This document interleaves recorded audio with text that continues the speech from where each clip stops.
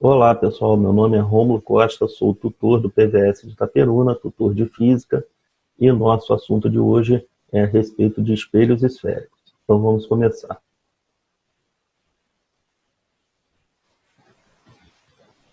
Nosso assunto, espelho esférico, corresponde ao nono capítulo, a segunda parte do nono capítulo da nossa apostila de módulo 2, ok?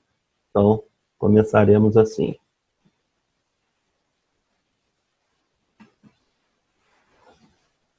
Primeira coisa que a gente vai falar é a respeito dos tipos de espelhos esféricos que nós temos, certo?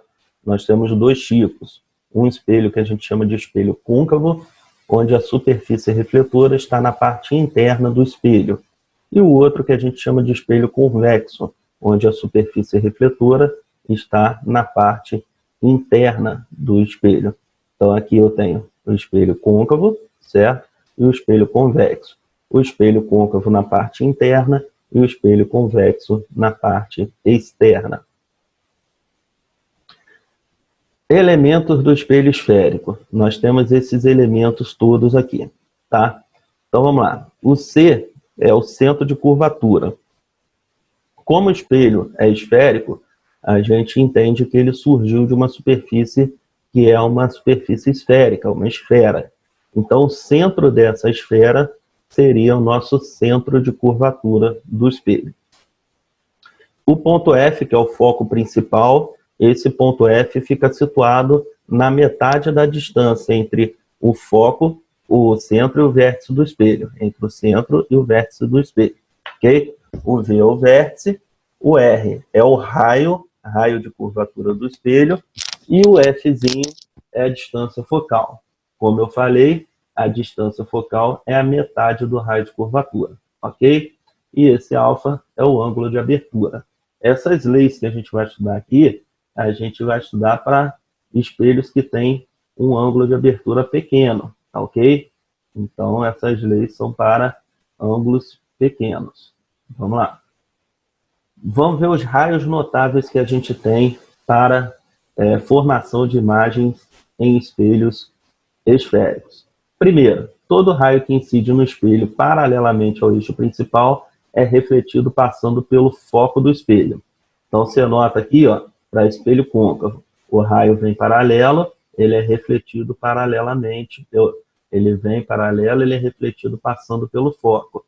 O raio que vem paralelo, ele é refletido de forma que o prolongamento dele passe pelo foco. Essas situações de prolongamento a gente vai ter quando a gente estiver trabalhando com o espelho convexo, tá ok? Então, no espelho côncavo, o raio ele vai passar pelo foco, propriamente dito, e no espelho convexo, o prolongamento do raio é que vai passar pelo foco do espelho, ok? Segundo raio notável, diz o seguinte: todo raio luminoso que incide no vértice do espelho é refletido com o mesmo ângulo em relação ao eixo principal do espelho. Então, o raio que incide no vértice é refletido com o mesmo ângulo, ok? Então, aqui a gente tem o ângulo I igual ao ângulo R. E no espelho convexo, a mesma situação, ângulo I igual ao ângulo R. Terceiro raio notável. Todo raio que incide no espelho passando pelo centro de curvatura é refletido sobre si mesmo. Então, o raio que passou pelo centro de curvatura do espelho vai ser refletido sobre ele mesmo, ok?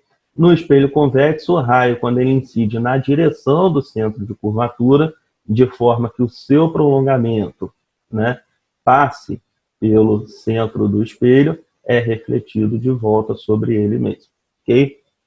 Então, vamos lá. Formação de imagens.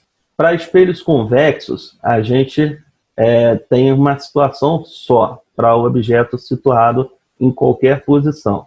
A imagem sempre será virtual, direita e menor que o objeto. Olha a construção aqui, ó. Todo raio que vai paralelo reflete passando pelo foco. Todo raio que vai no vértice reflete com o mesmo ângulo. Quando eu faço os prolongamentos desses raios, esse ponto de encontro aqui vai determinar a posição da imagem.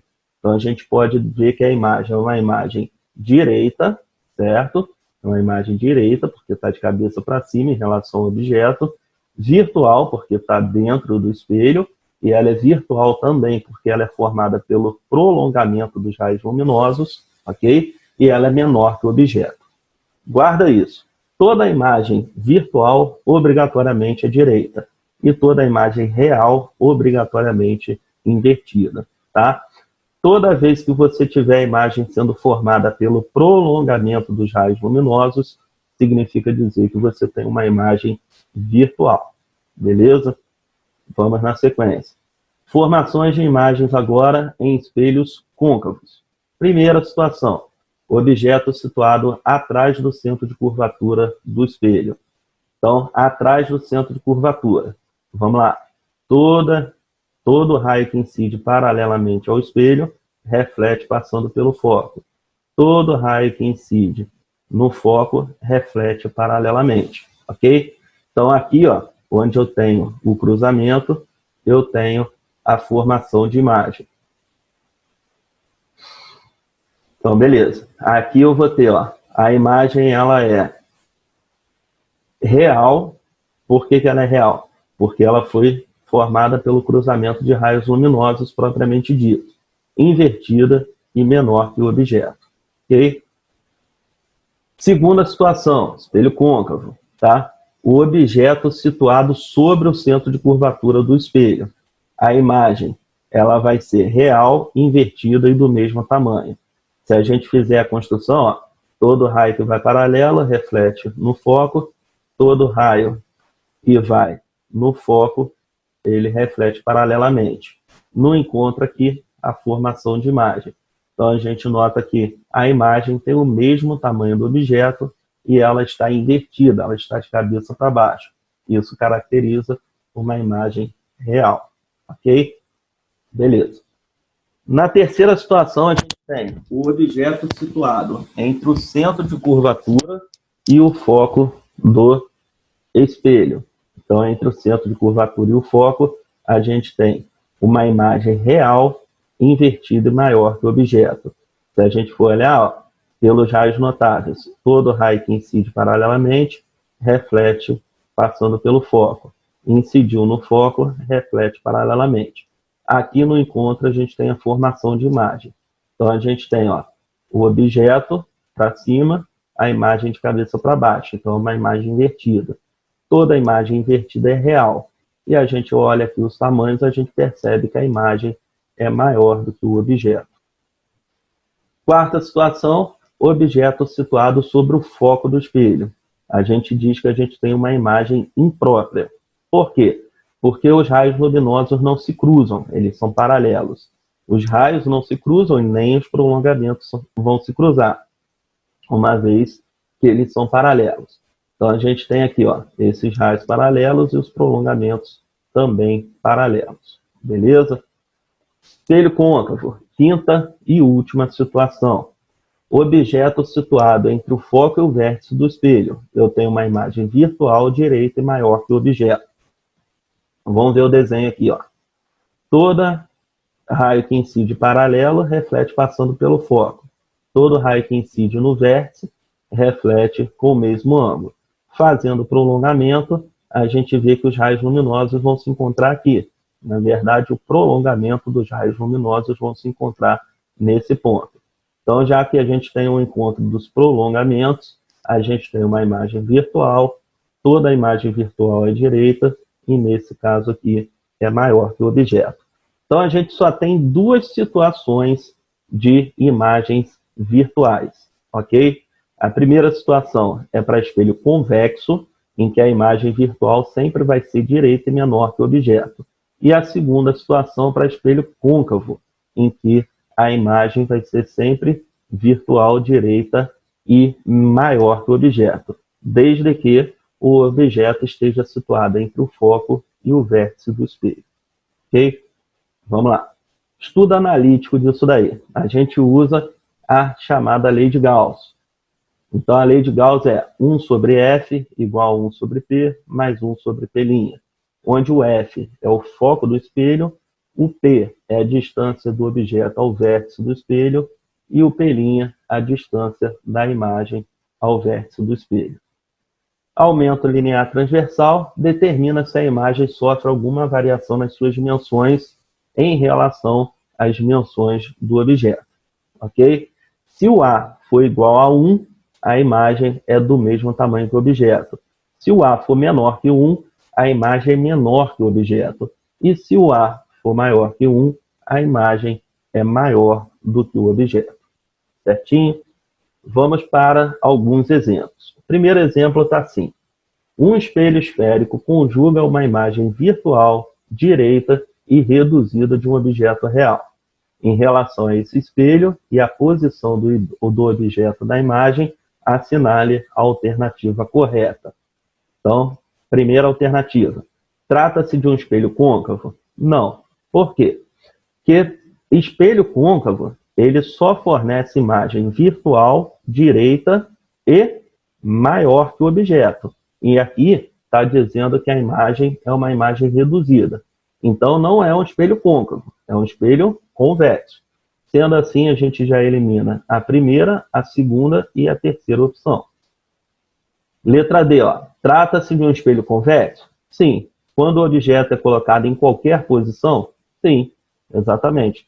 O objeto colocado em qualquer posição no espelho convexo vai fornecer sempre o mesmo tipo de imagem, que é uma imagem virtual, direita e menor. Só para desencargo de consciência, vamos olhar a letra E aqui. Trata-se de um espelho convexo? Sim. Que conjuga imagens reais? Não. Essa aqui está errada. Por quê? Espelho convexo somente vai produzir imagem virtual. Ok? Então, a resposta, letra D. Segundo exemplo. Certo espelho esférico côncavo apresenta raio de curvatura igual a 0,5 metros, que é os 50 centímetros. Ok? A distância focal desse espelho em centímetros é igual a... Então, vamos voltar lá e lembrar. Quando a gente falou, a distância focal era metade do raio de curvatura. Então, se o raio de curvatura aqui é 50 centímetros, a metade do raio de curvatura vai ser 25. Então, a resposta é 25 centímetros. Beleza? Terceiro e último exemplo. Um espelho esférico côncavo conjuga uma imagem real de um objeto colocado a 20 centímetros de seu vértice. Sabe-se que a distância focal desse espelho é de 10 centímetros. Determine a distância dessa imagem formada até o objeto. Beleza. Primeira coisa, a gente separa, são os dados. Então, separando os dados, ele forneceu o foco, 10 centímetros, e forneceu a distância do objeto até o vértice, que é o que a gente chama de P. Então, o P, 20 centímetros. E ele pede para calcular o P'. Usando a lei de Gauss, 1 sobre F, 1 sobre P, mais 1 sobre P', a gente tem 1 sobre 10, 1 sobre 20, 1 sobre P'. Então, a gente tem, ó, 1 sobre P' igual 1 sobre 10 menos 1 sobre 20. Esse 1 sobre 20 mudou de lado. Quando muda de lado, ele passa negativo.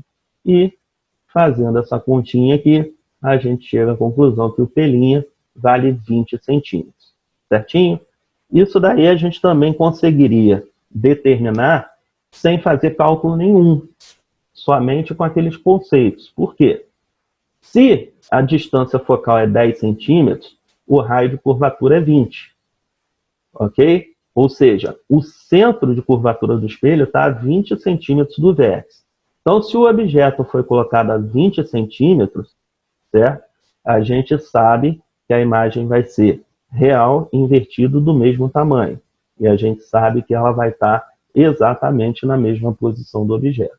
Tá bom? Então é isso aí, pessoal. Um grande abraço a todos. Fiquem com Deus e até a próxima.